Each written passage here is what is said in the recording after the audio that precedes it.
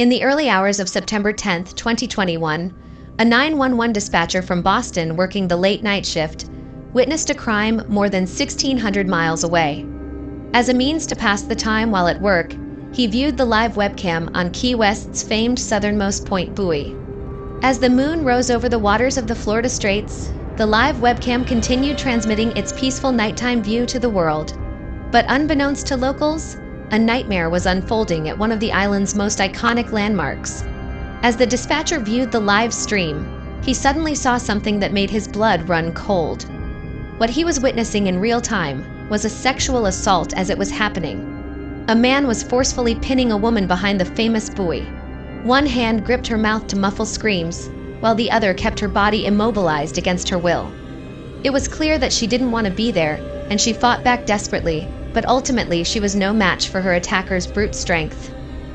The dispatcher knew that there was no time to lose, so he immediately grabbed the phone and called the Key West Police Department. I'm actually calling from Boston, but bear with me, this is going to sound crazy, but I'm at work and I had the southernmost web point cam? Yeah. I could almost swear that I saw somebody get raped. It looked like she was fighting. She fell flat on her face. The evening leading into September 10, 2021, was just another night out in Key West, Florida for the 34-year-old visitor looking to enjoy some dinner and drinks while on vacation in the Sunshine State. Little did she know that her evening strolling the iconic Duval Street would soon turn into an unimaginable nightmare, witnessed in real time by someone over 1,600 miles away. This spine-chilling story involves not one, but two horrific attacks on the same defenseless victim, who we will refer to as Sue, in order to protect her identity. Her evening started out harmlessly enough. Sue had spent the mild September night eating dinner and drinking wine along the bustling tourist strip of Key West. Looking to keep the party going, she headed to a lively sports bar, chatting it up with the locals and visitors looking to let loose and enjoying the nightlife. It was there she began talking with a man named George Calderon Nunez, who seemed friendly and fun to the unsuspecting tourist. What she didn't know was that behind Nunez's facade was a predator, quietly seeking his prey. At nearly 2 a.m, Sue made the tragic decision to leave the bar and get in a car with George. He had convinced her that they should keep the party going and offered her a ride to the next lively party. Though intoxicated, she was in high spirits, reveling in the festive vacation atmosphere. Without a second thought, just before 2 a.m., Sue made the fateful decision to leave the bar with George, a choice she would soon come to bitterly regret. Within minutes of driving off, George's friendliness vanished. He began forcibly coming on to Sue as she sat trapped in the moving vehicle. Desperately screaming for help, she pleaded for him to stop, but George only escalated his terrifying assault. In her terror, Sue had the presence of mind to hit record on her iPhone, though she had no memory of doing so later.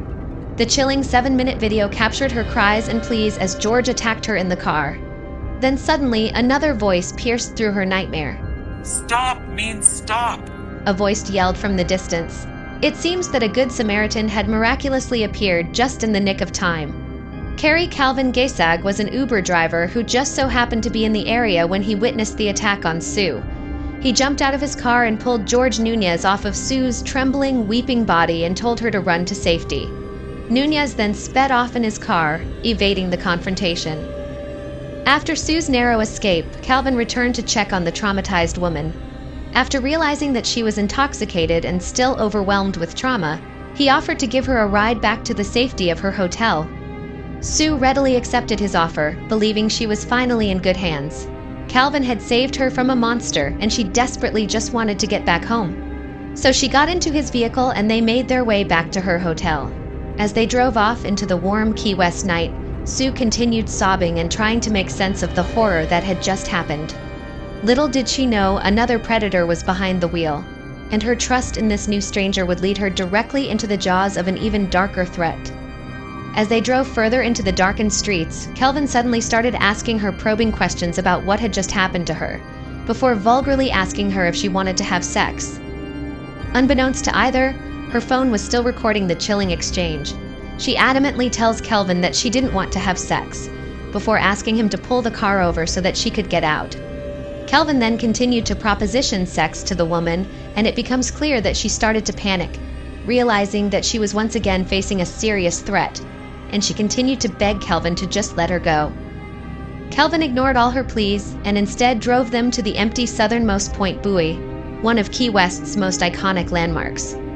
There he forcefully dragged the terrified woman from the car, her phone recording cutting out at that moment. But luckily for Sue, a ray of hope remained.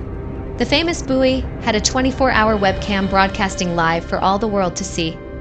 The camera captures Kelvin forcing Sue to the back of the buoy. He has her in a headlock and it's clear that she's resisting. Kelvin has his hands over her mouth, and her muffled cries are horrifically visible even on camera. He cruelly shoved her behind the landmark, beginning his sadistic attack out of sight from the camera. A few agonizing minutes later, she finally breaks free and emerged from behind the buoy, naked from the waist down, and she makes a run for it. Kelvin then emerged closely behind, and the camera captures him casually zipping up his pants without a hint of remorse. He walked back to his parked vehicle, while the dazed victim stumbled aimlessly in shock down the street. A couple of minutes later, Kelvin returned to the scene of the crime where he went to pick up Sue's jean and took it back to his car, in a bid to hide the evidence. Fortunately, by this time, police were already racing towards the area after they received the call from the Boston Dispatcher. They had also received a number of calls from other witnesses who also reported seeing a nude female, crying and screaming.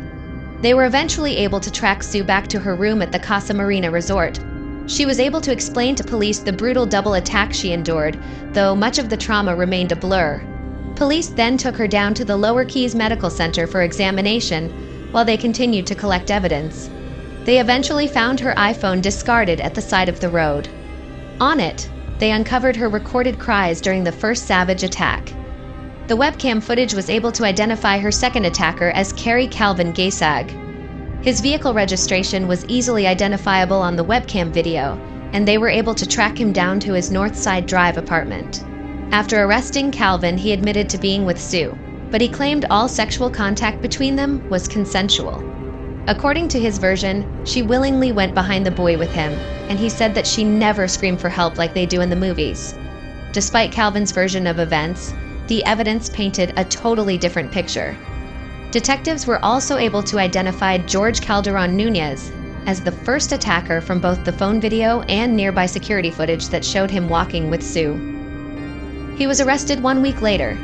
Just like with Calvin, George tried to claim that Sue had consensually left the bar with him that night, and that she willingly had sex with him. However, the disturbing video of her tortured cries, as she was forcefully being assaulted, contradicted his version of events.